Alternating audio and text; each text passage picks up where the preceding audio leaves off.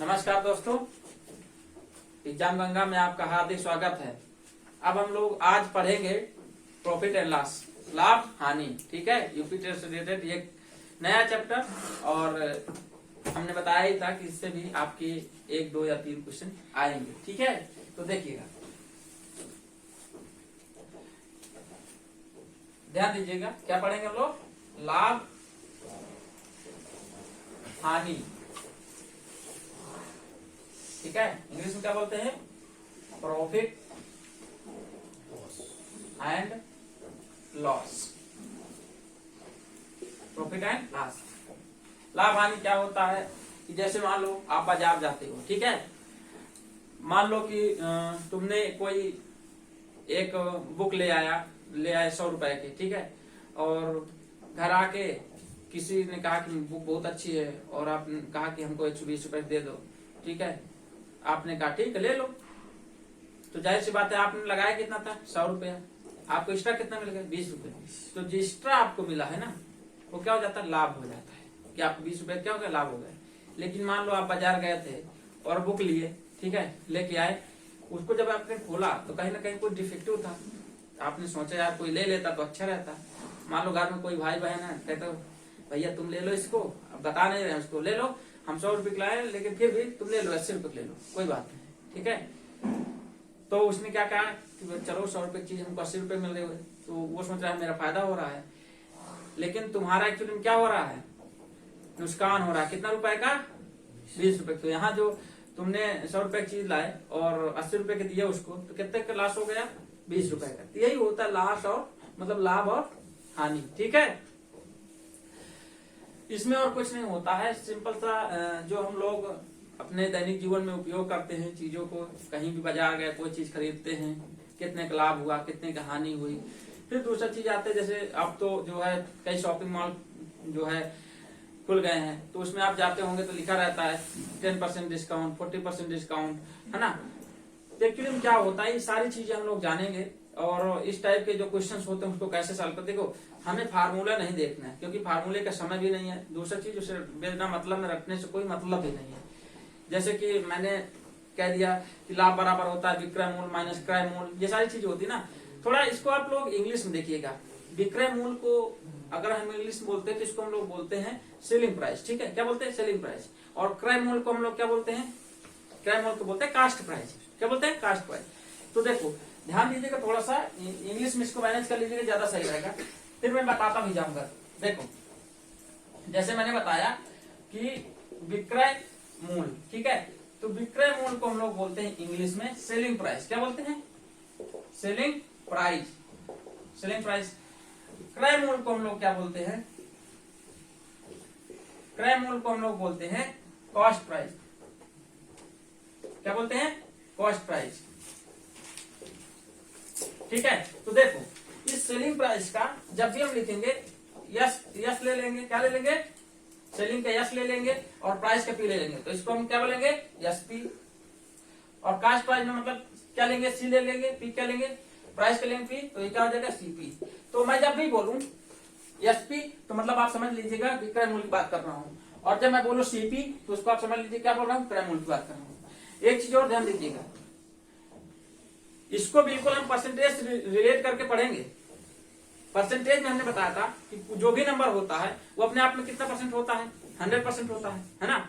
इसमें जो ध्यान दीजिएगा, इसमें जो क्रय मूल्य होता है ना, कास्ट प्राइस, जिसको हम सीपी बोलते हैं, वो अपने आप में 100% होता है। ठीक है, वो अपने आप में क्या होता है? 100%। जैसे कि मान लो मैं एक क्वेश्चन सॉल्व करता हूं, कैसे? अब जैसे ये क्वेश्चन है कि रमेश ने एक रेडियो 5 रुपए में खरीदा, ठीक है, 550 रुपए में बेच दिया, उसके लाभ और हानि को बताएं। ठीक है, तो जाहिर सी बात है कितने में खरीदा था? 500 रुपए में। मतलब सीपी इसका कितना हो गया? बोलो, सीपी इसका हो गया 500। सीपी मतलब मैंने क्या बोला? कास्ट प्राइस, क्रय मूल्य। और इसका एसपी कितना हो गया? एसपी हो गया आपका कितना? 550। कितना हो गया? 550। मतलब विक्रय मूल्य कितना हो गया? 550। चीज खरीदा 500 का, बेचा कितने का? 550 का। अब इसी को आप फार्मूला अगर लिखना चाहें तो जानते हैं क्या होता है? मतलब प्रॉफिट, अरे मैं हिंदी लिख देता हूं, मतलब लाभ बराबर क्या होता है? विक्रय मूल्य विक्रय मूल्य माइनस क्रय मूल्य, यही होता है ना।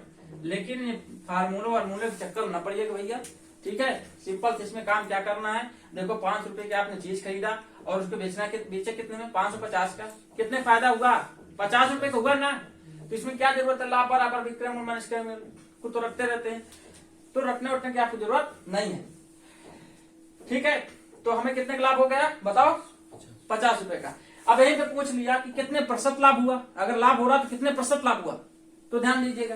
देखिए जब भी प्रतिशत में बदलना हो तो देखिए कैसे करेंगे, देखो कितने का लाभ हुआ था, 50 रुपए का ना, 50 रुपए का लाभ हुआ था।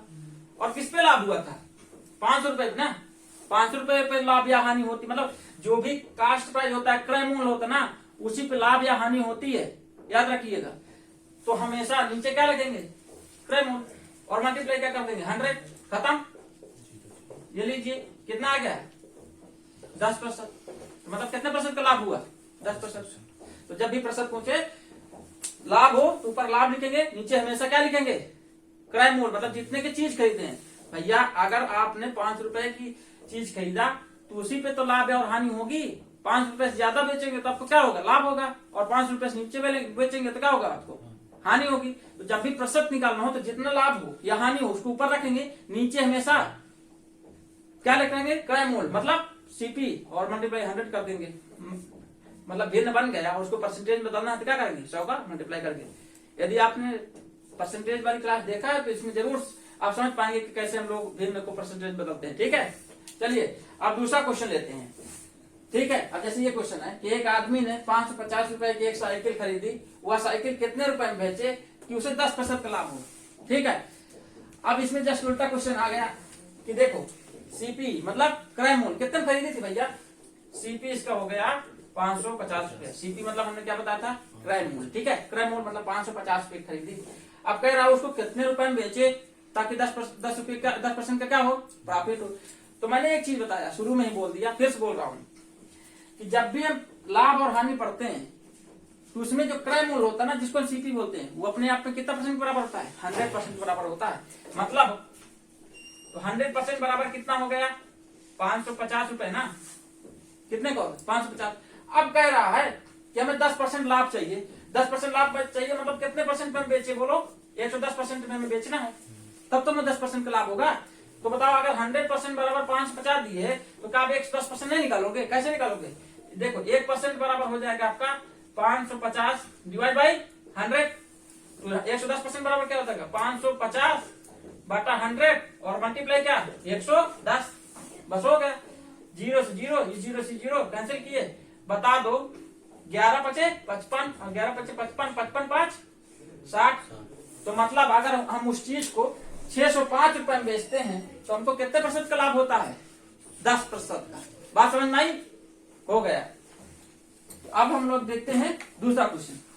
अब देखो जैसे एक ये क्वेश्चन है कि एक घड़ी साज घड़ी को 575 रुपए में बेचकर 15% का लाभ कमाता है, तो घड़ी का क्रय मूल्य बताइए। आप बताइएगा, ध्यान दीजिएगा इस क्वेश्चन में हमने बोला कि क्रय मूल्य कितना परसेंट बराबर होता है, 100% ना, 100% होता है, कितना होता है, जो सीपी होता है वो अपने आप कितना परसेंट होता है, 100%। ये तो बार बार बोल रहे हैं कि क्रय मूल्य, याद रखिएगा क्रय मूल्य अपने आप को कितना परसेंट बराबर होता है, 100% के। तो अब ये कह रहा कि अगर हम घड़ी को 575 रुपए में बेचता है तो उसको 15% लाभ मिलता है, तो मतलब वो कितना परसेंट बेच रहा है, 115% बेच रहा है ना। जब 115% में बेचता है तब तो उसको 15% का लाभ होता है, तो 115% कितने बराबर हो जाएगा बताओ, 575 के।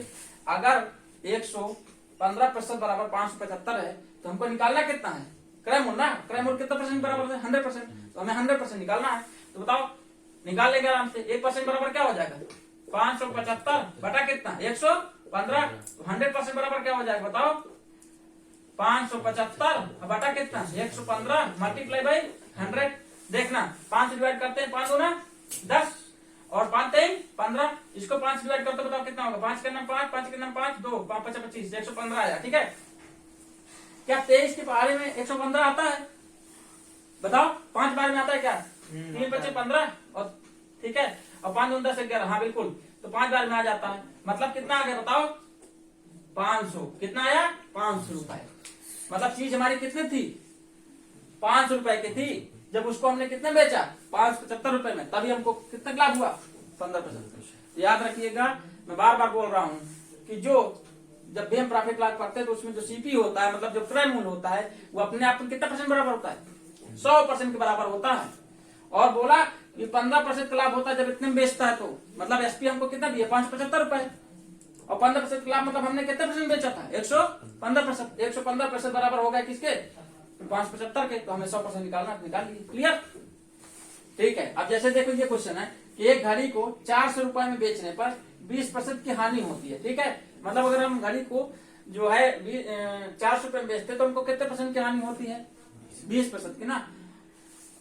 उस घड़ी को कितने रुपए में बेचा जाए, उस घड़ी को कितने रुपए में बेचा जाए कि 10% का लाभ हो जाए। अब देखिए, बोला कि एक घड़ी को 400 रुपए में जब हम बेचते हैं तो कितने परसेंट की जो है हानि होती है, 20% की। मतलब समझ रहे हो कि ये जो दिया हुआ है 80% दिया हुआ है, 80% बराबर कितना, 400। क्योंकि आप जानते हो ना कि जो सीपी होता है, वो अपने आप में कितना परसेंट बराबर होता है, 100%। बार बार मैं बोल रहा हूँ इस चीज को कि जो क्रय मूल्य होता है वो अपने आप कितना परसेंट होता है, 100% के। तो जब हम 400 रुपए में बेचा तो 20% की हानि हो रही, मतलब हमने कितना परसेंट बेचा, 80% में। अब कह रहा भैया कि हमको कितने में बेचे ताकि लाभ हो जाए कितने का, 10% का लाभ हो, 10% लाभ हो। तो बताओ ये 100 में कितना, अगर 10% लाभ चाहिए तो हमें 110% हमको निकालना है ना, कितना निकालना है, 110%, क्योंकि 100% तो अपने आप में सीपी होते क्रय मूल्य, ठीक है। तो बताओ जब 80% बराबर कितना दे दिए तुमको, 400, तो मुझे बताना कि 1% बराबर कितना होगा, 1% बराबर होगा 400 बटा 80, तो 110% बराबर कितना होगा, 400 बटा 80 मल्टीप्लाई बाई 110। क्लियर। तो देखो 0 से 0 कैंसिल, 8 से डिवाइड करोगे 8 5 जा 40, मतलब 5 बार में 8 5 40, 5 मल्टीप्लाई करोगे तो बताओ कितना आएगा, 550 रुपए। मतलब उस घड़ी को यदि आप 550 रुपए में बेचते हो तो आपको कितने परसेंट का लाभ होगा, 10%। क्लियर। अब इसको मैं प्रूव करके दिखा दूं, थोड़ा देख लीजिएगा।